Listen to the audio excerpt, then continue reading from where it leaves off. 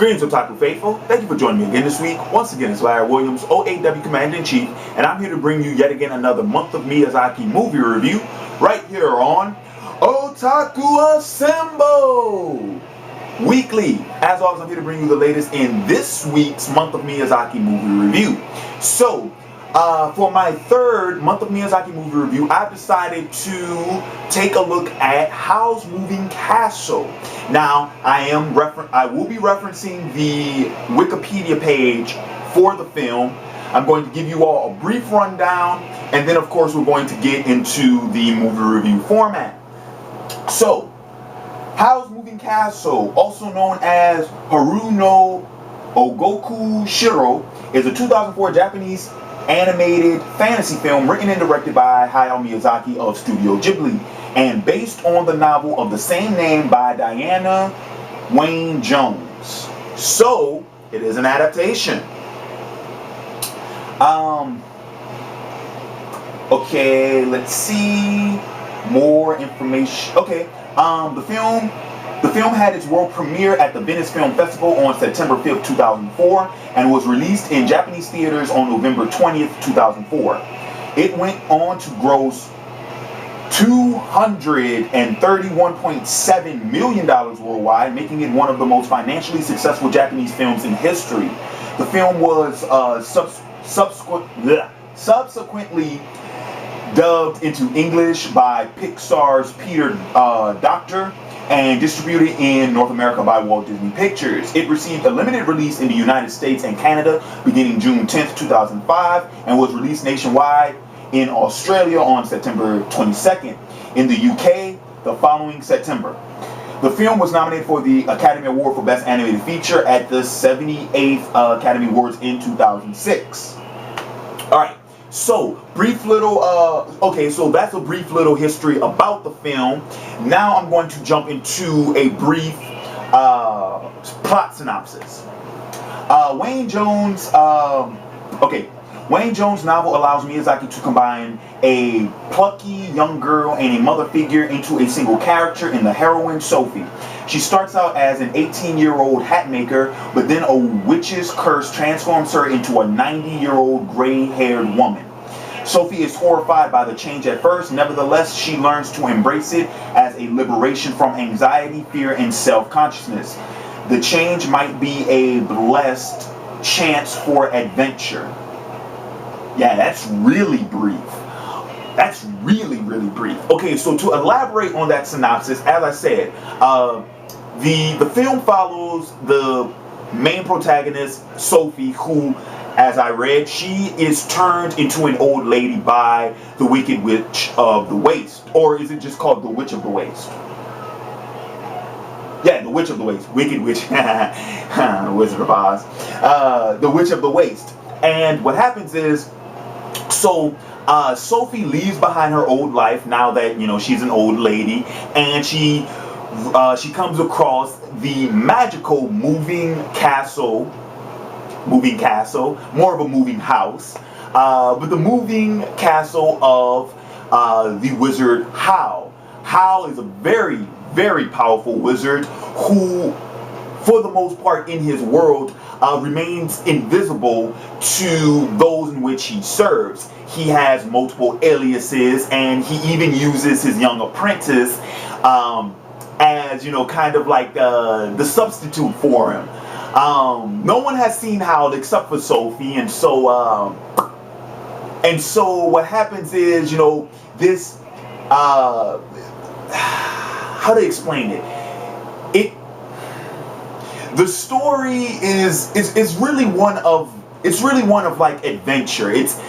We're talking about a female protagonist who has kind of been forced to leave her life behind, and who has kind of been wrapped up in this whole crazy ordeal with these other characters, you know, how his apprentice named Marco, and then of course the fire demon Calcifer, who is the one who actually runs Howl's Moving Castle. He's the one who actually moves the castle. He's the one that gets everything going in the castle. But here's the thing.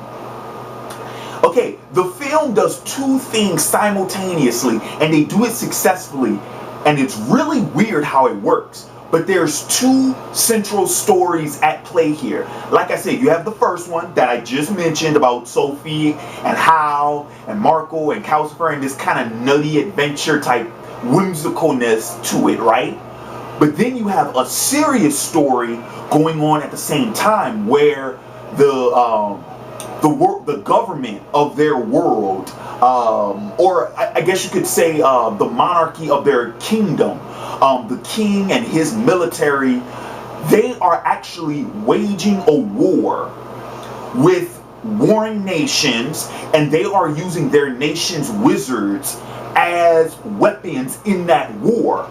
And how, like I said, it kind of ties all together because you have the character of Howl, who, like I said, he prefers to remain invisible. No one has seen him. He has multiple aliases. He uses his apprentice as his substitute, and in a way, he is also running away from the war. It's very weird how both of those plot elements, those narratives, they're so different, and yet they all coincide with each other beautifully. It's weird, but it works. It works really well. And once we start getting into the story, deeper into the narrative, and once we start getting deeper into Howl and his backstory and everything like that, it makes perfect sense. It makes perfect sense how the story works. Perfect sense. Okay, so I just got done discussing the writing. Let's discuss the dialogue. Howl's Moving Castle, like I said, it's a very weird movie in a way that, okay, it's so many things at once. It's a fantasy story, it's an action story, it's a love story, it's a horror story, believe it or not. Surprisingly, Howl's Moving Castle has moments of horror in it, but it's a comedy too. It's all of these elements are fucking, they're meshed and they're woven, and it works. It fucking works, and it's so weird. But as far as the dialogue, the reason why I wanted to reiterate that point is because my favorite aspect of the dialogue is the comedy. The comedy in this fucking movie is hilarious. Hilarious as hell. And it's weird because there are moments of extreme comedy, almost slapstick humor. My favorite scene in the film, the one when Howl, when his hair gets dyed accidentally. I absolutely love that scene. It was my favorite scene in the whole movie. And yes, it's hilarious as hell. It's funny as hell. Funny as all hell. But then there are moments of subtle humor, like the scene in which Sophie and the Witch of the Waste, when they meet up at the palace to see the king and to see Master Solomon, and they're climbing the stairs, and the whole time Sophie is making wise ass remarks to the Witch of the Waste. But like I said, it's not like they're just blatant insults, because they're not. They're subtle comments that are both insulting and kind of demeaning in a way, but they're hilarious. They're tongue-in-cheek. They're very witty and they're tongue-in-cheek, and I like that. I like that a lot. But yeah, that scene does kind of make Sophie, now that I think about it, it does kind of make Sophie come off as an asshole. She comes off as like not an asshole, but a wise ass. It's like, oh, smart ass. She speaks the truth, mind you. She speaks the truth. But it's kind of like the thing is like, do you really got to bring that up? That type of thing. Yeah. The way in which she vexes the Witch of the Waste, I loved it.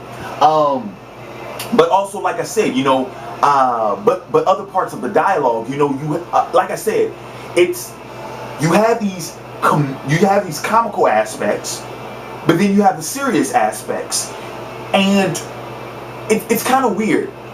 When I talked about the dialogue in Spirited Away, I said that the dialogue was very casual and that oftentimes there were musical cues that would let the audience know that, hey, this is dialogue that you need to be paying attention to.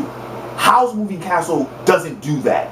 Howl's Moving Castle does have a lot of casual dialogue, but it's weird. Howl's Moving Castle kind of, the technique in dialogue kind of blends the techniques I talked about with Princess Mononoke and with Spirited Away.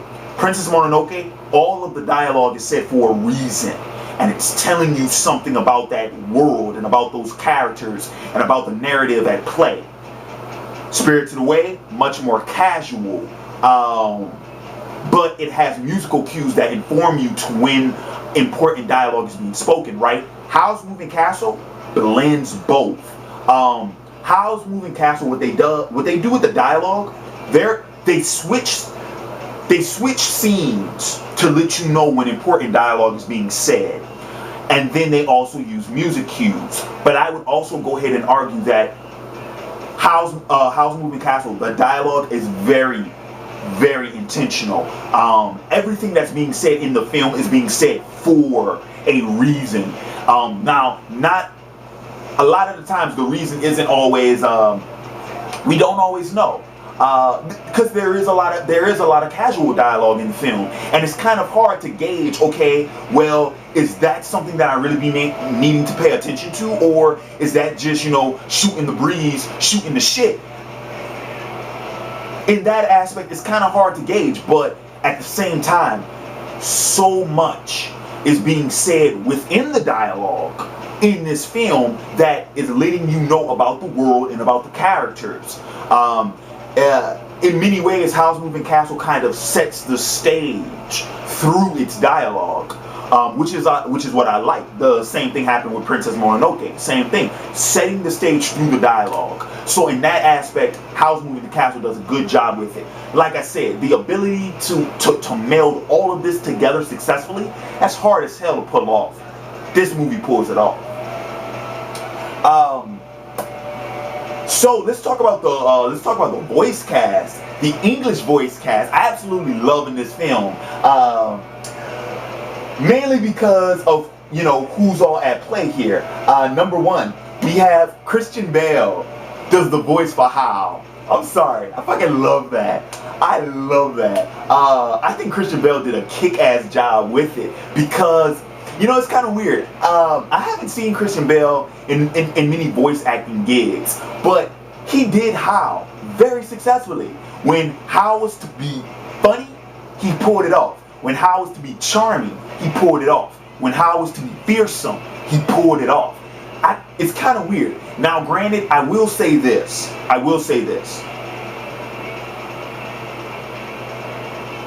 I think, for the most part, Christian Bale's performance is done at the same range. You see what I'm saying? Like I said, he pulls off all those different performances, all those different type of reactions and emotions that Howl goes through in the film. True, he does pull them off, but they're all done at around the same amount of range, which I will say, I do have to make that comment about Christian Bale's performance. Everything's done around the same amount of range. And I would argue that if it wasn't for the film's dialogue being as well written as it was, you probably wouldn't even know how Howl is supposed to be feeling at the time. I will say that. So, if this was an audio drama, I don't know if Christian Bale's performance would have been as good. But given the context of an animated film with a damn good fucking script, Christian Bale did that shit. Another noticeable performance, Billy Crystal as Calcifer. I loved it. I fucking loved him as Calcifer.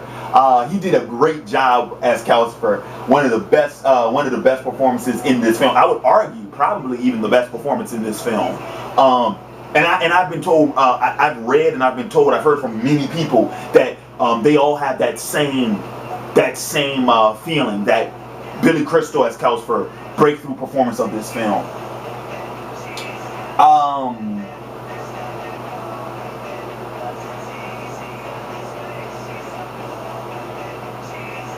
Okay. Let's see. Are there any other ones that I really want to mention? Nah.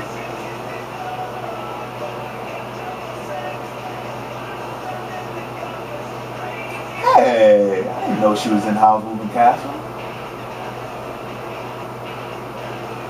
Letty. Oh, that's her sister. Right.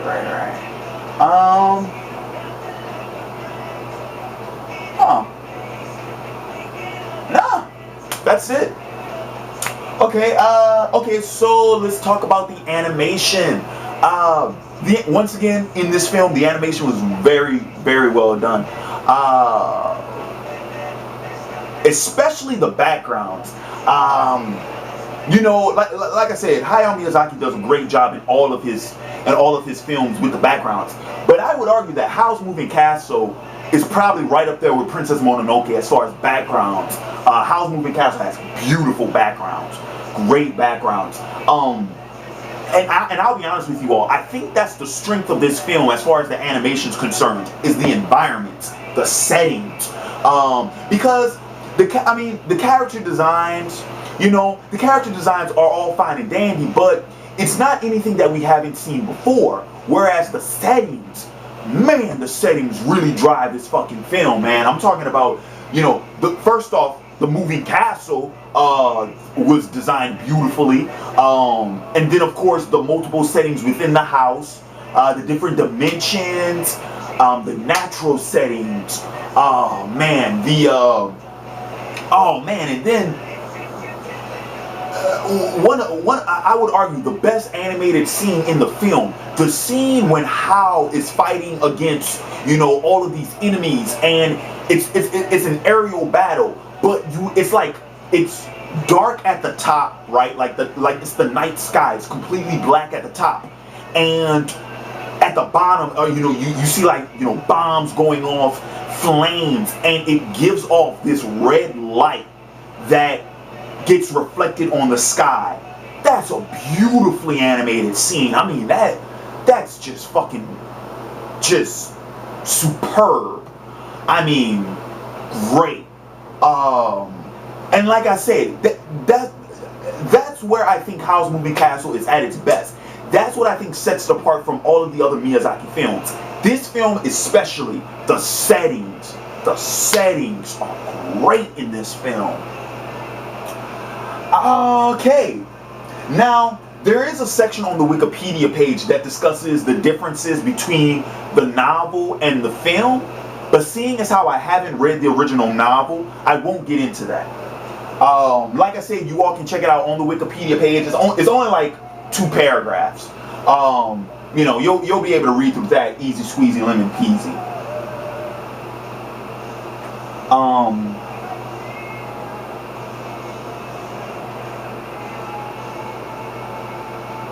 Yeah. So, oh wow, they actually do list all the awards. Yeah, it got a lot of awards. And Gore Verbinski has cited this as an influence for Rango. Get the fuck out of here. That's cool, man.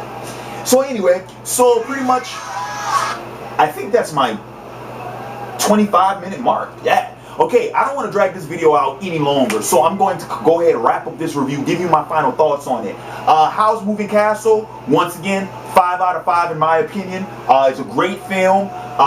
Like I said, the story, great story. Multiple plot elements and narratives at play, woven together beautifully, and all of the aspects of the film, the fantasy, the action, the drama, the comedy, the romance, the horror, all done really well. And that's really hard to do, especially with an animated film. And I mean, especially with an animated film in wow, the film's just under 2 hours, so you know this is like a feature length, you know, animated movie, but it's good. It's good, really good. Of course, the voice acting cast, great, breakthrough performances by Christian Bale and Billy Crystal, and then of course the animation. Once again, like I said, every movie Miyazaki gets better. He gets better with the animation, and This one is a testament to that claim, especially with his environments and his backgrounds and his settings within this film. I think more so than any other. Really, really, really good. Really well done. So with that said, 5 stars. I'm going to wrap up this review. I want to thank you all for joining me again this week. And tune in next week for wrapping up my month of Miyazaki reviews. Actually, let me see. How many Saturdays are left in March? I mean, not Saturdays, Sundays. We had one more. Okay, so wrapping up next week, my month of Miyazaki movie reviews will be my review of Laputa, or Laputa, Castle in the Sky. But until then, this has been Larry Williams, OAW Commander-in-Chief, signing off, and until next week, peace.